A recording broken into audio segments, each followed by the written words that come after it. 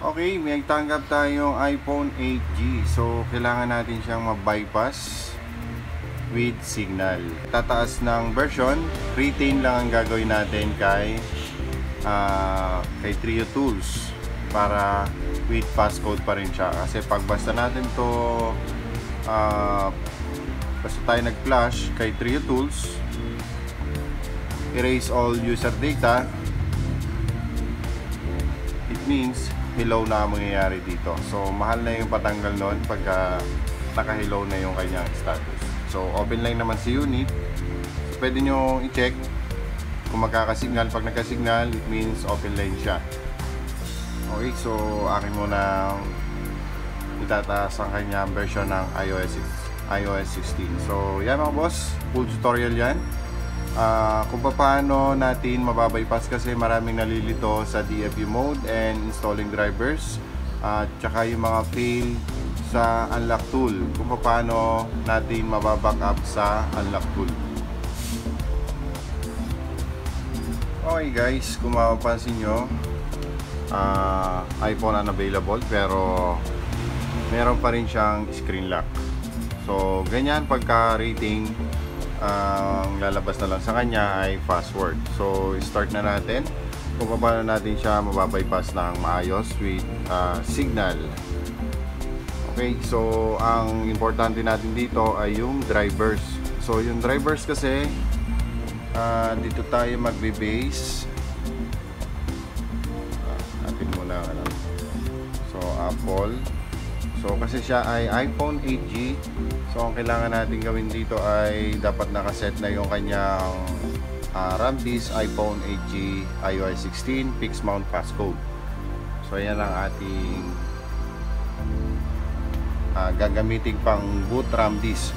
So most common ang ginagamit ng iba ay Found DFU. So kiklik nyo lang yung Found DFU.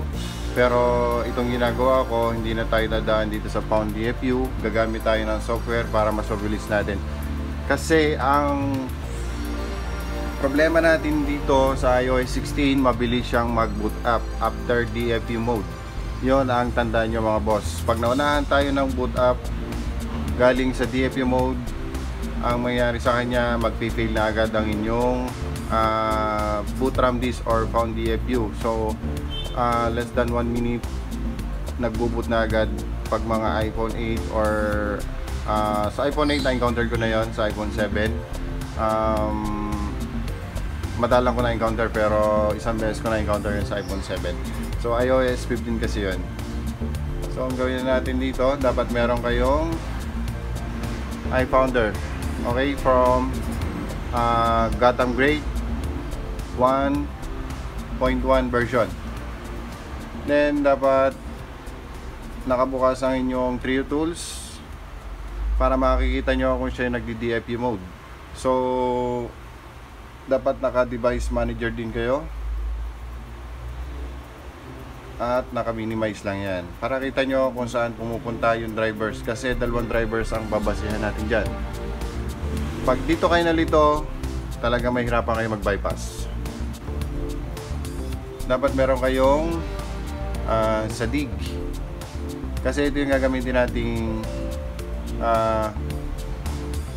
panglipat ng Live USB BK. So dapat pag nag-Found DFU na siya, Apple, tapos then Live USB BK, yun dapat ang pupunta sa DFU mode.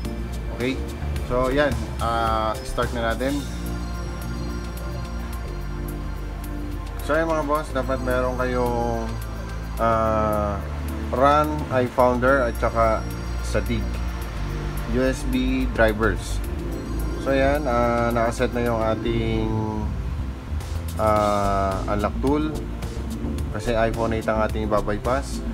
Naka RAM disk iPhone 8G fixed mount passcode. So i-DFU mode na lang natin ang unit.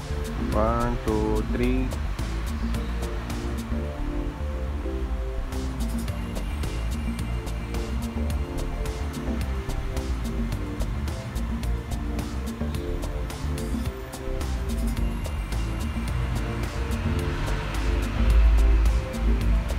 So ayan, na-detect na yung DFU mode. So dapat na andyan sa baba. So pagka nag-run iFounder na tayo, magli-leave USB BK na yan.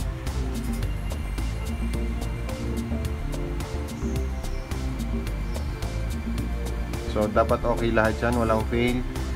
Mapapansin nyo sa run iFounder, dapat ay all done.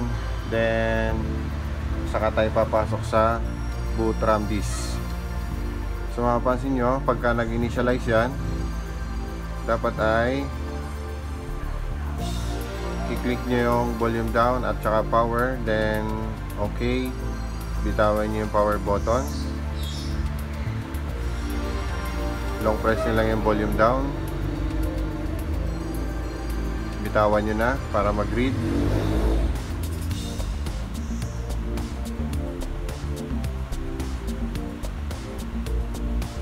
So dito na tayo pupunta sa backup passcode. So ayan ang ating gagawin para with signal ang cellphone. Okay? So importante yan sa mga passcode kasi yung mga passcode kailangan nating ma-backup para ma-restore uli natin. So saka natin siya i-reset dito sa factory reset pag na-backup na natin. So ulitin lang natin yung process na yan pagka nag-fail. So mapapansin nyo, naka DFU mode pa rin yan kahit bunutin natin. Then salpak uli natin. So magkakaroon pa rin siya ng iba't ibang error. So gawin lang natin dito, mag iFounder lang tayo uli. I-check lang uli natin kung siya ay nagra-run pa ng iFounder. So ayan yung freeze DFU mode na ginagawa ko para dire-diretso na yung gagawin ko. So run iFounder ulit, then boot RAM disk. So pagka nag-fail yan at hindi lumabas ang leave USB BK, saka tayo mag-install ng leave USB BK gamit ang SADIC. Okay, so mapapansin nyo dito, nandito si Apple mobile device. Then kiklik nyo lang yung leave USB BK. Yan, 3.0. Then replace drivers para pumunta siya dito sa taas. Pag yan ay nag-fail. Pero pag nagdire-diretso, diretso na tayo sa backup passcode.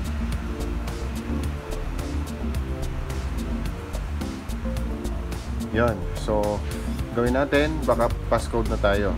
So safe na tayo kahit tayo ay mag-factory reset or mag-update ng pinaka-highest version. RAM disk access, then factory reset. So sure na yan na nag-backup na yan sa unlock tool yung iba kasi bine-verify pa. So mangyayari dyan, antayin na lang nating mag erasing all, then check natin kung iOS 16 na siya. So sa ating ginawang pag-restore, pagka-retain ng kanyang files.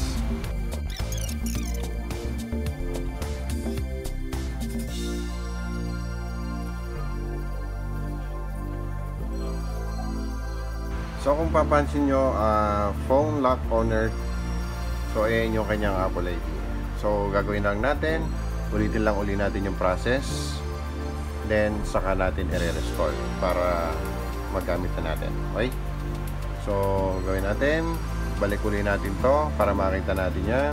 So si SADIC, set aside nyo na muna, huwag nyo na muna pansinin yan. Pag kinailangan lang natin yung drivers na yan, saka lang tayo mag-i-install ng leave USB BK. So dyan tayo masyadong nalilito sa mga process na yan, sa mga pag-i-install ng drivers. So naandyan lang yan ang mga drivers.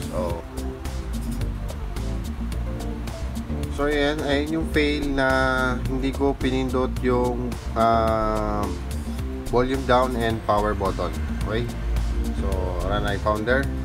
So pipindutin natin yon para mag-freeze yung kanyang DFU pag lumabas yung sending. Volume down muna ha, and wala pa. So, ayan. Okay. Bitawan natin. Ayan.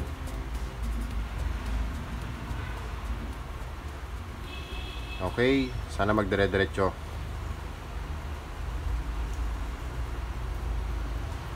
Ayan.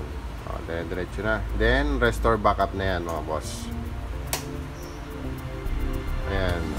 Okay. So, yan lang po. Dapat dyan lang naglalaro yung kanyang drivers. Leave USB BK and found DFU mode nya. Then, so nakapag backup na tayo. Then, magre-restore backup na tayo mga boss.